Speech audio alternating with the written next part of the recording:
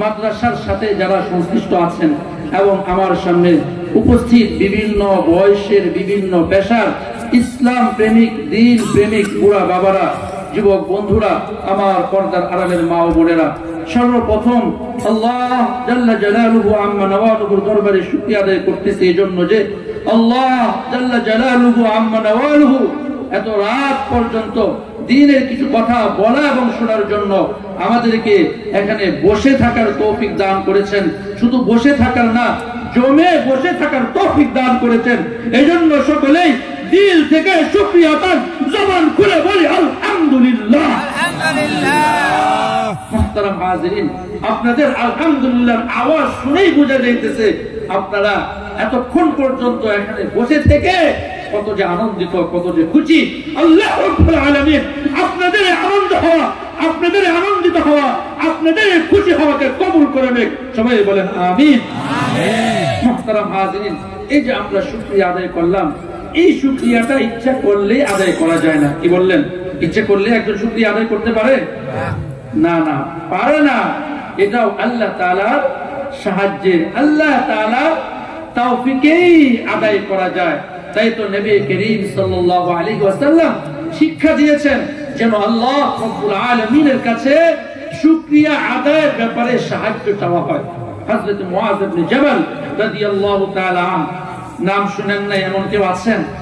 প্রায় বেশিরভাগ মানুষই হযরত মুআয ইবনে জাবাল রাদিয়াল্লাহু তাআলা আনহুর নাম শুনেছি। কি বলেন, শুনি নাই আমরা? আল্লাহর নবীর অত্যন্ত কাছের প্রিয় একজন সাহাবী ছিলেন।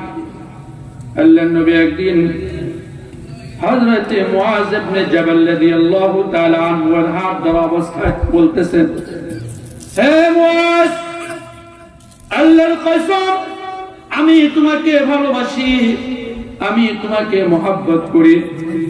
সঙ্গে সঙ্গে হযরত মুআয বলতেছেন, ইয়া রাসূলুল্লাহ, আমার বাবা মা আপনার জন্য কুরবান হোক, আমিও আপনাকে ভালোবাসি। আল্লাহর নবী তখন হযরত মুআযকে বলতেছেন, মুআয রে, কোন নামাজের পরে তুমি এই দোয়াটা পড়তে ভুল করিও না। দোয়াটা বলতাম নি? সবাই কয় না? বলতাম নি দোয়াটা? সবাই শুনবেন তো? শুধু শুনবেন নাকি দোয়াটা শিখবেন ইনশাআল্লাহ? কাদের কাদের শিকার নিয়ত আছে একটু হাত তুলে দেখান দেখি। মাশাআল্লাহ, আল্লাহ তাআলা কবুল করুক। সবাই বলেন আমিন। হযরত মুআযকে আল্লাহর নবী দোয়া শিখাইতেছেন, মুআয, তুমি নামাজের পরে দোয়াটা পড়তে ভুল করিও না। দোয়াটা হইল, সবাই আমার সাথে বললেন আল্লাহুম্মা, জবানটা খুলে বলেন না, আল্লাহুম্মা আইন্নি আলা যিকরিকা ওয়া শুকরিকা ওয়া হুসনি ইবাদাতিক। তো সবাই আমরা এই দোয়াটা মুখস্থ করে নেব ইনশাআল্লাহ। মাদ্রাসার ছাত্র যারা আছে তোমরা তো আরবিতে মুখস্থ করতে পারবে, অনেকের আলহামদুলিল্লাহ মুখস্থ আছেও। আমরা জনসাধারণ যারা আছি চেষ্টা করবো আরবিতে মুখস্থ করার জন্য। যদি না পারি বাংলাতে কমপক্ষে মুখস্থ করে নিব। আল্লাহ কি বাংলা বুঝবেন না? আরে কয় না কথা, মনে হয় বুঝেন না। আরে বুঝেন কিনা? ভাষা কে দিয়েছেন? আরো জোরে জবান খুলে বলেন, সকল ভাষা কে দিয়েছেন? আল্লাহ দিয়েছেন। যে ভাষাই আল্লাহ তাআলার কাছে আমি দরখাস্ত পেশ করব, ওই দরখাস্তই আল্লাহ তাআলা বুঝবেন এবং কবুল করবেন। চিৎকার দিয়ে বলেন ঠিক না বেঠিক? আমরা আরবিতে পারি, আরবিতে মুখস্থ করে নিব। না পারলে বাংলাতে আমরা বলবো আল্লাহুম্মা, হে আল্লাহ, আইন্নি, আপনি আমাকে সাহায্য করুন, আলা যিকরিকা, আপনার জিকিরের ব্যাপারে, ওয়া শুকরিকা, এবং আপনার শুকরিয়া আদায়ের ব্যাপারে, ওয়া হুসনি ইবাদাতিক, এবং আপনার ইবাদত সুন্দর করে করার ব্যাপারে। বলেন না সুবহানাল্লাহ। হযরত মুআয রাদিয়াল্লাহু তাআলা আনহুকে ভালোবাসার কথা স্মরণ করিয়ে দিয়ে আগে বলেছেন আল্লাহর কসম, মুআয, আমি তোমাকে ভালোবাসি। আর মুআয রাদিয়াল্লাহু তাআলা আনহু সঙ্গে সঙ্গে বললেন আল্লাহর কসম, হ্যাঁ, আমিও আপনাকে ভালোবাসি। আল্লাহু আকবার। ও যুবক ভাইরা, জীবনে কতজনকে বলেছো আই লাভ ইউ, আমি তোমাকে ভালোবাসি, কিন্তু আল্লাহর নবীকে কয়বার বলেছো হে নবী আমি তোমাকে ভালোবাসি? কয়বার বলেছি? অথচ নবী সারাটা জীবন আমাদের জন্য উম্মতি উম্মতি করেছেন। আমাদের জন্য চোখের পানি ফেলেছেন। শুধু দুনিয়াতে না, সেই কিয়ামতের ভয়াবহ ময়দানেও নবী আমাদের জন্য উম্মতি উম্মতি উম্মতি করতে থাকবেন। ওই নবীর ভালোবাসা দিলের ভিতরে আনতে পারি না। আল্লাহ সবার দিলের ভিতরে পুরোপুরি ভাবে নবীর ভালোবাসা আনার তৌফিক দান করুন। সবাই বলেন আমিন। তো মুহতারাম হাজির, যে কথাটা বলতেছিলাম, তো মুআয ইবনে জাবাল রাদিয়াল্লাহু তাআলা আনহুকে ভালোবাসার কথা স্মরণ করিয়ে দিয়ে এই দোয়াটা শিখিয়ে দিতেছেন, আল্লাহুম্মা আইন্নি আলা যিকরিকা ওয়া শুকরিকা ওয়া হুসনি ইবাদাতিক। তো আলহামদুলিল্লাহ, আলহামদুলিল্লাহ আমরা আল্লাহ তাআলার সাহায্যে জিকির করেছি। কি বলেন, করেছি না জিকির? লা ইলাহা ইল্লাল্লাহ। শুধু জিকির করতেই মন চায় না, যত করি ততই মজা লাগে, ততই ভালো লাগে, ততই স্বাদ লাগে। চিৎকার দিয়ে বলেন ঠিক না বেশি? আর জিকিরটা যদি হয় শেষ রাত্রে, কখন হয়? এটা আবার কোনটা করে যায়? শেষ রাত্রে তো আমরা নাক থেকে ঘুমাইতে থাকি। নাক থেকে ঘুমানো অনেক সময় আছে না? নাই, নাক থেকে ঘুমাইতে। জিকির আবার কোন সময় করবো? আল্লাহর পাগল যারা আছে, আল্লাহর প্রেমিক যারা আছে, আরে আমাদের কাছে ঘুম যত মজা, তার থেকে তাদের কাছে উঠে যখন ঘুমিয়ে থাকে, তখন বাস তারা আল্লাহর সাথে সম্পর্ক কায়েম করে। তারা যখন বলে লা ইলাহা ইল্লাল্লাহ, লা ইলাহা ইল্লাল্লাহ, লা ইলাহা ইল্লাল্লাহ, এটা বলার ভিতরে যে আনন্দ পায়, যে সাথ পায়, দুনিয়া রাজা বাদশারা তাদের রাজত্বের চেহারার ভিতরেও ওই সাথ আর ওই মজা পায় না। চিৎকার দিয়ে বলে ঠিক না বেটি? তার বাস্তব প্রমাণ হলো ইব্রাহিম আদহাম রহমতুল্লাহ আলাইহি। তিনি তো রাজত্ব ছেড়ে দিয়ে কি বলেন জিকিরে লেগে গিয়েছিলেন না? যারা এই জিকিরে স্বাদ পেয়ে গেছে তাদেরকে যদি বলেন আপনি জিকির ছাড়লে আপনাকে প্রধানমন্ত্রী বানানো হবে, আপনাকে প্রেসিডেন্ট বানানো হবে, তারা কি রাজি হবে? কি বলেন, রাজি হবে? কখনোই রাজি হবে না। যাক মুহতারাম হাজির, আলোচনা অন্যদিকে চলে যাইতেছে। আপনাদের আগ্রহ, আপনাদের জজ্বা দেখেই অন্যদিকে চলে যাইতেছে। মুহতারাম হাজির, তো আমরা আলহামদুলিল্লাহ আল্লাহ তাআলার তৌফিকে জিকির করেছি, আল্লাহ তাআলার তৌফিকে আমরা শুকরিয়াও আদায় করেছি আলহামদুলিল্লাহ বলে। আর আরেকটা বাকি আছে, সেটা হলো ইবাদত সুন্দর করে করা। তো উলামা একরাম এতক্ষণ পর্যন্ত আমাদেরকে যেভাবে বয়ান দিয়েছেন এবং সামনে আরো বয়ান করবেন, তারা যেভাবে আমাদেরকে ইবাদত গুলো করতে বলে আমরা ওইভাবে আমরা ইনশাআল্লাহ আমাদের ইবাদত গুলো করব তো ইনশাআল্লাহ। আল্লাহ তাআলা তৌফিক দান করুক। সবাই বলেন আমিন। মুহতারাম হাজির, আলোচনা তো লম্বা করব না, সুযোগ নাই। আমার পরবর্তীতে যিনি আছেন, যার জন্য আপনারা ইন্তজারে আছেন, তিনি আসলেই ছেড়ে দেব ইনশাআল্লাহ। তার আগে এই উল্টা পাল্টা আলোচনা না, মাহফিল করতে কিন্তু অনেক কষ্ট হয় না? হয় না? যারা আয়োজন করে তারা বুঝে একটা মাহফিল করতে কি পরিমাণ কষ্ট হয়। মুহতারাম হাজির, অনেক কষ্ট করে একটা মাহফিলের আয়োজন হয়। মাহফিলের আয়োজন তো এই জন্য না যে বক্তারা আসবে, কিছুক্ষণ সুর দিবে, যা ইচ্ছা তাই বলবে, যে ঘটনা ইচ্ছা সে ঘটনাই বলবে, শ্রোতারাও কিছুক্ষণ অনুভব করবে, পরে চলে যাবে, কোনো ফায়দা হবে না। এই জন্য মাহফিলের আয়োজন না। আরে মাহফিলের আয়োজন তো এই জন্যই, আল্লাহ ওয়ালা বুজুর্গ যারা আছে তারা আসবে, আরে তাদের সহবত আমরা গ্রহণ করবো, তাদের সহবত থেকে আমরাও আমরি জজ্বা নিয়ে যার যার বাড়িতে যাবো। চিৎকার দিয়ে বলেন ঠিক না বেশি? এবং মাহফিল থেকে কিছু শিখে যাব। যেমন আমরা একটা দোয়া শিখলাম, অনেক গুরুত্বপূর্ণ দোয়া না? কি বলেন, অনেক গুরুত্বপূর্ণ না? না মনে হয় সবাই কয় না গুরুত্বপূর্ণ কিনা বলেন। দোয়া শিখলাম, আরো অনেক কিছু আমরা শিখেছি। এই অনুযায়ী আমরা আমাদের জীবনকে পরিচালিত করব। তো যাক, যে কথাটা বলতেছিলাম, আলতু ফালতু কোনো কিছু বর্ণনা করবো না, কুরআন এবং হাদিসে যা আছে সেটা বলার চেষ্টাই করব। আমি আপনাদের কাছে দোয়া চেয়ে নিচ্ছি, আপনারা দোয়া করবেন।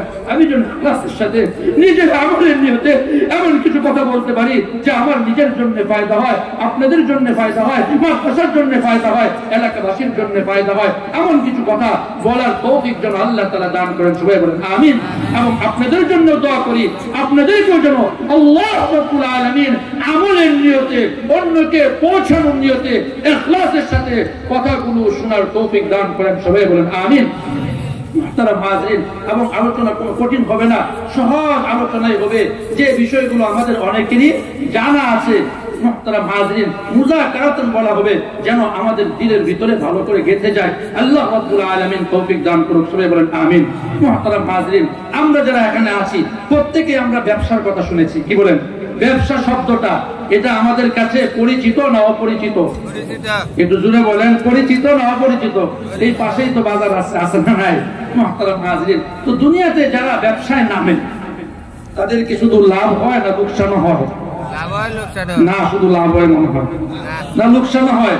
এমন লোকসান অনেক সময় হয়, আমাদের দেশের ভাষায় বলে একেবারে লুডালো এবারে গেছে, বুঝলেন তো? মানে সব শেষ, সব কি লুডা চিনেন তো? এখন তোমরা তো লুডা চিনবা না, আগে লুডা আসছিল। এই আগে বাথরুম সারার জন্য, আগে পেট পরিষ্কার করার জন্য জঙ্গলে লুডা লয়ে যাওয়া লাগতো। এত বদনষ্ট না, কি লয়ে যাওয়া লাগতো? লুডা লয়া। এই কই গেছে রে? লুডা লয়ে গেছে। এখন তো না, এখন তো কত হয়, আগে বাহিরে যাওয়া লাগতো, আর এখন তো বাহিরে থাকলে পেটে চাপ দিলে কোথায় আসে? আরে কয় না কথা, কোথায় আসে? এখন ভিতরে আসে। সব কিছুতেই পরিবর্তন চলে আসতেছে। আগে বাতির নিচে অন্ধকার ছিল, এখন বাতির নিচে অন্ধকার না আলোকিত? অন্ধকার কোন জায়গায়? এখন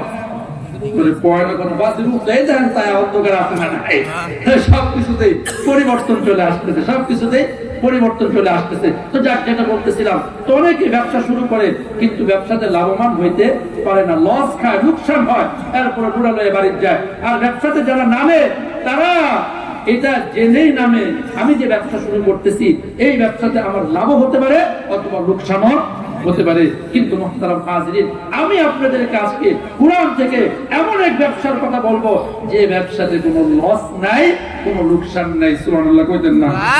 আরো আস্তে করে সুবহানাল্লাহ। এটা আমার কথা না, এটা আল্লাহ তাআলারই কথা।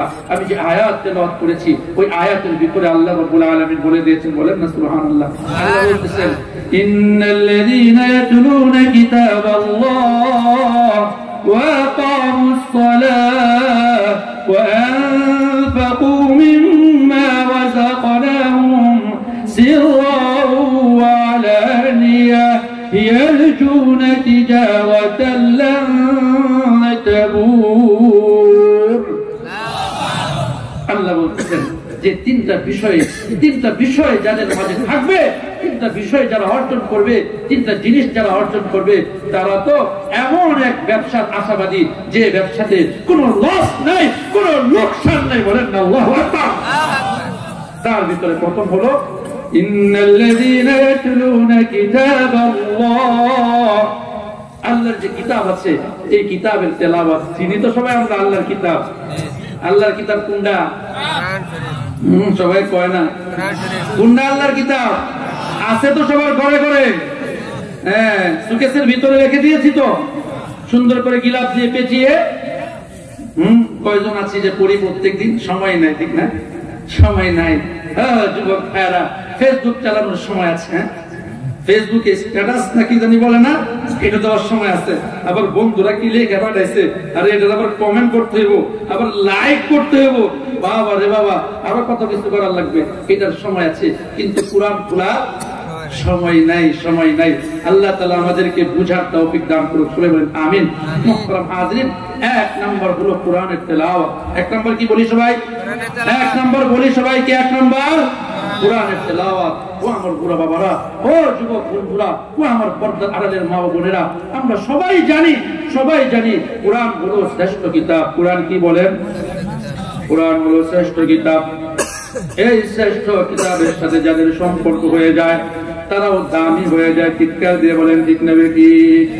আপনি বাজার থেকে একটা কম দামি কাপড় কিনে এনেছেন, ওই কাপড়টা দিয়া গিলাফ বানায়া আপনি কোরআন শরীফের মাঝে লাগাইছেন। ওই গিলাফটা যখন নিচে পড়ে যায় তখন আপনার ঘরের ছোট যে বাচ্চাটা আছে, ওই বাচ্চাটা ওই গিলাফটাকে চুমু খায় কিনা বলেন? ওই গিলাফটাকে বুকে লাগায় কিনা বলেন? আর আপনার ঘরে একটা গুনাহের বাক্স আছে, বুঝছেন না মনে হয়? এখন তো বাক্স নাই, এখন সব ওয়ালের ভিতরে লাগায়। কি লাগায়? ওয়ালের ভিতরে লাগায়। দোকানে বাবা রে বাবা 50 টাকা চা বেচে আর একটা লাগ আছে, আর মুরব্বীরাও একটা জায়গা পাইছে।